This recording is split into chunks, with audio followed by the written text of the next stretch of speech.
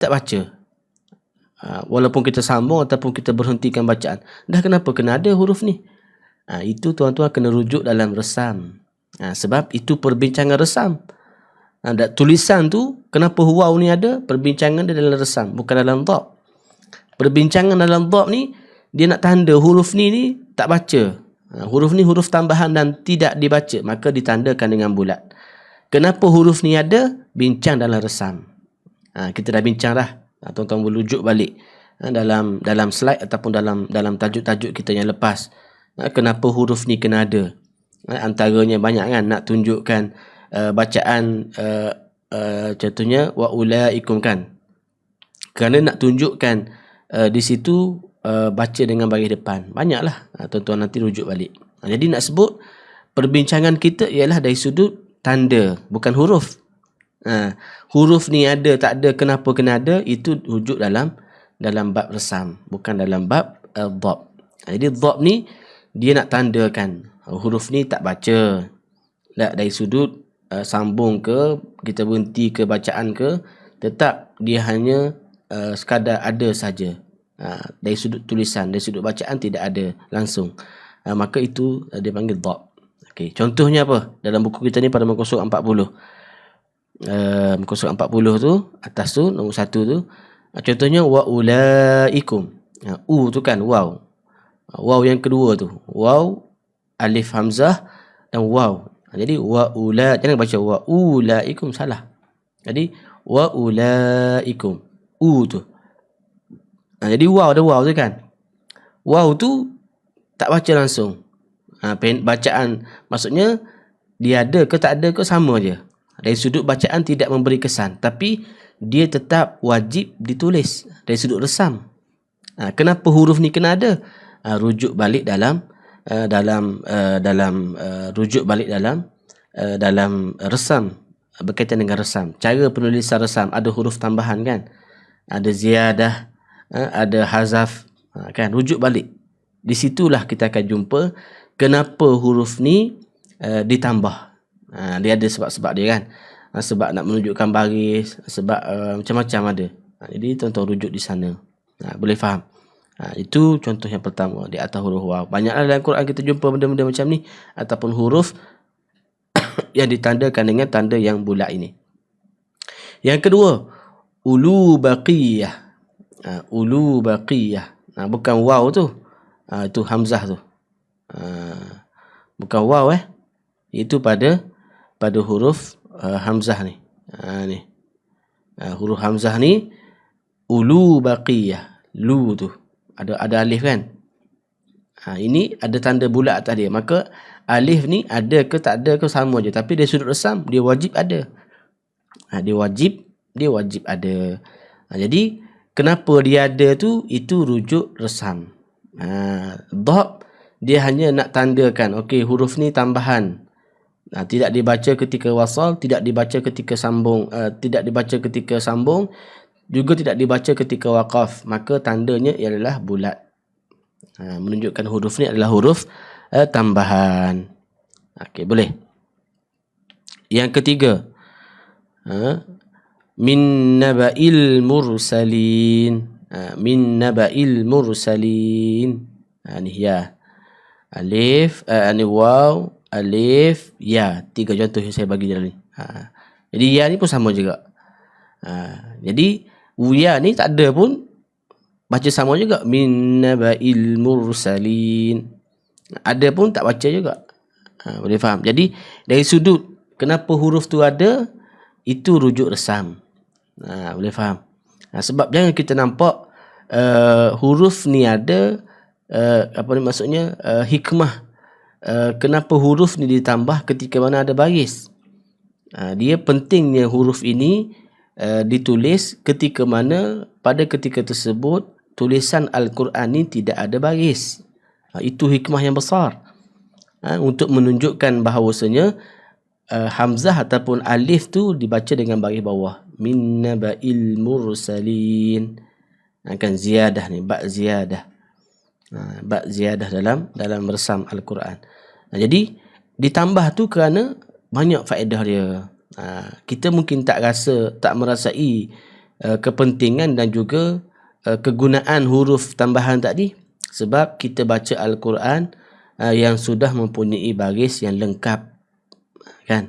Tetapi bagi orang yang membaca Al-Quran yang mempunyai yang tidak ada baris, maka dia suatu perkara yang penting dalam pembaca dalam kegunaan dia, kerana di situlah dia akan dapat memastikan huruf tu baca dengan baris mana. Baris atas ke, baris bawah ke, dan sebagainya. Itu yang perlu kita letakkan kepentingan yang besar dalam penulisan ataupun resam Al-Quran ini. Baik. Ada soalan ke? Saya cuba baca kejap. Okey.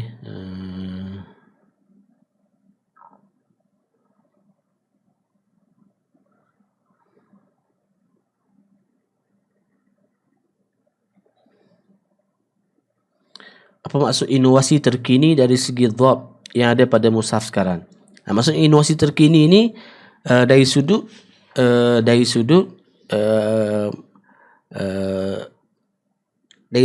maksudnya bagaimana tanda-tanda dalam Al-Quran itu, kalau kita hari ni kan warna-warni dia panggil. Kita tengok Quran kita pada hari ni kan, kalau mat, tanda mat tu warna merah, kan, ataupun apa lagi kita panggil, contohnya tanda warna hijau, runah, tanda idgham kamil, warna kelabu. Itu inovasi yang terbaru dalam mushaf-mushaf yang terkini. Banyaklah, kan. Okey, baik. Okey, jadi contoh-contoh lain tuan-tuan boleh rujuk dalam buku kita ni. Contohnya dalam surah Al-Kahfi, wala taqulanna li syai'in. Li syai' alif tu. Patutnya alif tu tak wujud pun tak apa, tapi kena ada. Sebab nak menunjukkan huruf syin tu baris atas. Jangan kita tengok bacaan ataupun kegunaannya ketika mana ada baris. Cuba bayangkan kalau tak ada baris. Kita tutup baris ataupun kita buang baris. Boleh baca ke tak boleh baca, ataupun tertukar tak. Jadi bila mana ada alif tu, kita akan tahu, oh ni syin ni baris atas. Itu antara manfaat ataupun function yang sangat besar pada zaman dahulu sebelum adanya dhab. Kita kena ingat, resam dulu datang, tulisan Al-Quran dulu, tanpa baris, tanpa titik, barulah datangnya ilmu dhab. Ilmu dhab ni kemudian dah.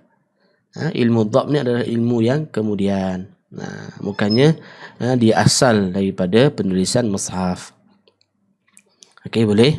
Contoh yang surat yang keempat tu dalam surah An-Naml, aw la azbahannahu aw la ya'tiyani. Contohnya dalam aw la azbahannah tu. Azbahannah. Yang kelima surah An-Naml ayat 29 juga. Qalat ya ayyuhal mala'u inni. Boleh. Ada alif tanda bulat tu kan. Surah Sad ayat 67, qul huwa naba'un azim. Naba'un azim. Tu ada alif kan. Itu tanda ataupun itu dipanggil kegunaan yang sangat besar dalam dhabtul Quran ataupun dalam rasmul Quran. Kenapa alif itu wujud? Jadi sangat besar kegunaan dan juga fungsinya yang mempunyai hikmah yang sangat besar. Okey, boleh. Itu yang pertama. Okey, yang kedua tanda bulat yang bujur. Tadi tanda bulat betul-betul. Ini tanda bulat dia bujur sikit. Dia macam telur tu kan. Tanda bulat yang bujur dia panggil. Kalau atas tadi tu yang pertama tanda bulat yang betul. Ini tanda bulat yang bujur. Tanda ini hanya terletak di atas huruf alif. Tanda ni memang ada atas alif je. Tanda bulat yang bujur ni. Iaitu menunjukkan huruf alif itu tidak dibaca ketika wasal, tetapi dibaca ketika waqaf. Maksudnya alif tu dia beza dengan tadi kan. Kalau yang tadi bila mana ada tanda bulat tadi atas alif, atas waw ataupun atas ya, dia tidak akan dibaca walaupun kita sambung bacaan, walaupun kita waqaf, dua-dua tak baca. Tapi berbeza dengan tanda bulat yang bujur ni, dia tidak dibaca ketika sambung bacaan, wasal. Tetapi kalau ketika waqaf pada perkataan tersebut, pada huruf tersebut, maka dia akan dibaca. Boleh. Contohnya, surah Al-A'raf ayat yang ke-188. In ana illa nadhirun wa bashir. In ana illa. Kalau kita sambung kan, sambung tak ada baca in ana illa, tak ada. Kalau sambung bacaan wasal, in ana illa nadhirun wa bashir. Kan, kita alif tu ataupun alif tu tidak dibaca ketika wasal. Tapi kalau berhenti, in ana, kita akan wajib baca, wujudkan alif tadi, baca dengan 2 harakat. Boleh, in ana. Soal alif tu wujud, dia tak baca in an. Kalau waqaf kan, in an, tak boleh in ana kalau waqaf. Alif tu wujud ketika mana berhenti ataupun waqaf. Boleh faham? Contoh yang kedua, lakinnahu wallahu rabbi.